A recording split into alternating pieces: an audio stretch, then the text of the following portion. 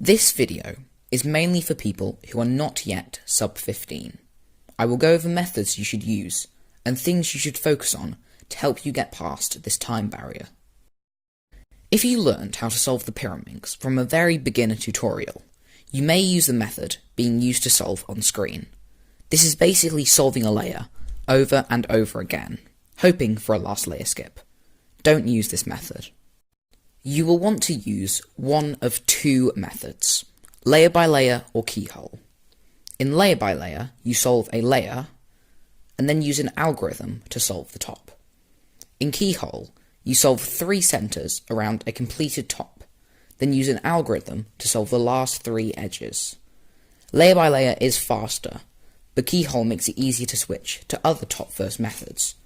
Both can get you to sub 15, so it is really your choice. Being color neutral means being able to start your solve on any side of the Pyraminx, regardless of the color. If you cannot already do it, this is what you should focus on. You cannot get good Pyraminx times if you are not color neutral.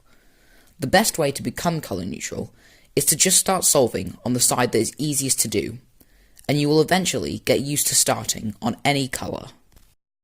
The Pyraminx you use is very important for your times, more so than the cubes you use in other events. As of this video, the 2 best Pyraminxes are the Moyu Pyraminx and the X-Man Bell Pyraminx, and they have been the best for quite a while. The amount of pauses you take can greatly affect the speed of your solve. There are 3 main ways to reduce your pauses, and each should be worked on separately. The first is to make sure you can recognize all your algorithms quickly, so there is only a slight pause towards the end of the solve.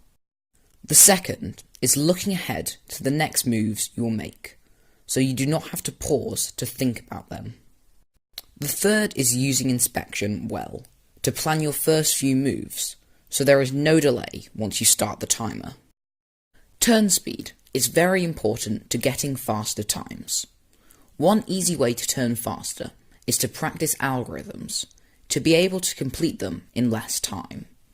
In Pyraminx, there are very few algorithms, so it is easy to get very good at the few that you do use to solve the cube. Try practicing your algorithms at an uncomfortably fast speed. You may lock up, but eventually you will be able to do them at that speed. Finally, you are not going to see any results if you do not practice. Pyraminx is not an overly complex puzzle to improve at. There are not many things to focus on. This makes it more clear what you should be working on. Turn speed and pauses most likely. These things come with practice, which you need to do if you want to become good at Pyraminx.